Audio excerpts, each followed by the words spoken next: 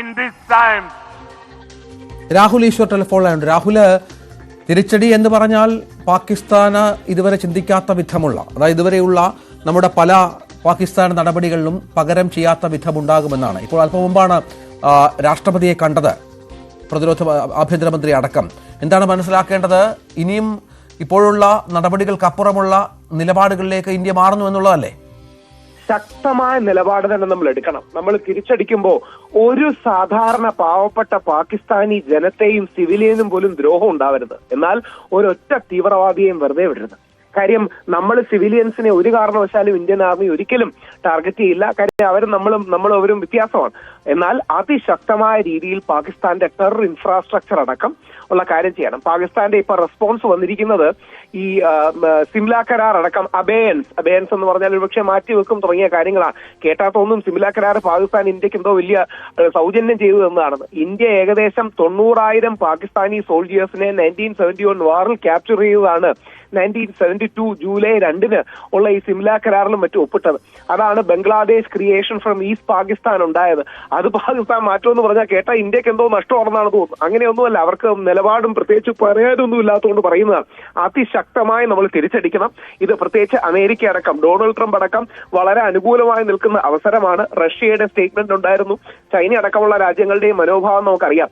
അതുകൊണ്ട് വീക്കായി നിൽക്കുന്ന, അതായത് ലോകത്തിൽ പാകിസ്ഥാന്റെ തീവ്രവാദമാണ് പ്രശ്നമെന്ന് ഹൈലൈറ്റ് ചെയ്യപ്പെട്ട അവസരമാണ്.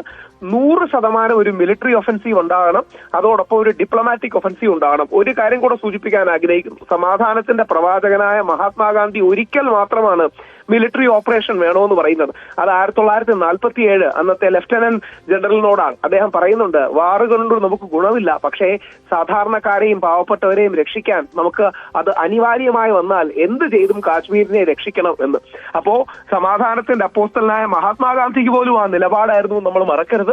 തീർച്ചയായും പാകിസ്ഥാൻ ഒരു മൂത്തോർ ജവാബ്, അതിശക്തമായ രീതിയിൽ തിരിച്ചടി ഉണ്ടാകണം. ഇതിന് നമ്മൾ BJP കോൺഗ്രസോ സെന്ററോ റൈറ്റോ ലെഫ്റ്റോ ഒന്നുമില്ല. രാജ്യം ഒരുമിച്ച് നിന്ന് അതിനെ എതിരിടണം. മേജർ രവിയൊക്കെ രാജ്യത്തിന് മാതൃകാപരമായ രീതിയിലുള്ള ഒരു രൂപിക്കലിന്റെ കാഴ്ചയാണ് തന്നത്. ഇത് തീർച്ചയായും പാകിസ്ഥാനിലെ ടെറർ ഇൻഫ്രാസ്ട്രക്ചേഴ്സ് അടക്കം അതിശക്തമായ വേണം. എനിക്ക് തോന്നുന്നു പല കാര്യങ്ങളും ആദ്യം നമ്മുടെ ഇവിടെ ആയതുകൊണ്ട് പറയുന്നത് ഒരു ദിഖാവയാണ്, ചില കാര്യങ്ങൾ കാണിക്കാൻ വേണ്ടിയാണ്. എന്തെങ്കിലും ഒരു സർപ്രൈസ് എലിമെന്റിൽ പാകിസ്ഥാനെ അടിക്കാനായിരിക്കണം ഇന്ത്യൻ ഗവൺമെന്റിന്റെ തീരുമാനം.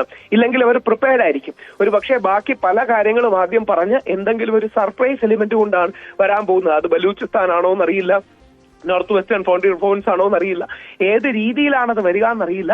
ഒരു പക്ഷേ ഇന്ത്യ അന്താരാഷ്ട്ര സമൂഹത്തോടും കൂടി ഒരു ബാക്ക്ഡോർ സംസാരം കൂടി ഉണ്ടാവും. പ്രത്യേകിച്ച് അമേരിക്ക അടക്കമുള്ള രാജ്യങ്ങളോട്, റഷ്യ അടക്കമുള്ള രാജ്യങ്ങളോട് ഉണ്ടാകും. ചൈന മാത്രമായിരിക്കും ഒരു പക്ഷേ പാകിസ്ഥാനെ സഹായിക്കാനുണ്ടാകുക. പാകിസ്ഥാന്റെ ഓൾ വെതർ ഫ്രണ്ട് എന്ന് അവർ പലപ്പോഴും അവകാശപ്പെടാറുള്ള ചൈന മാത്രമാണ് ചെയ്യുന്നത്. കാര്യം അക്സൈറ്റ്സ് ഇൻ ചൈനയുടേലാണ്, പാകിസ്ഥാൻ ചൈനയ്ക്കാണ് അത് നൽകുന്നത്. അപ്പോ അമേരിക്കയും റഷ്യയും ഒക്കെ വിശ്വാസത്തിലെടുത്ത് അതിശക്തമായ ഒരു പ്രപ്പോർഷനേറ്റ് ആയ ഒരു സർജിക്കലായ തിരിച്ചടി ഉണ്ടാകണം. ഇത് ഈ റഷ്യ ഉക്രൈൻ യുദ്ധം പോലെ നീണ്ടുപോകുന്ന ഒരു കാര്യമാവരുത്. അത് രണ്ട് രാജ്യങ്ങൾക്കും ദോഷമേ ചെയ്യൂ.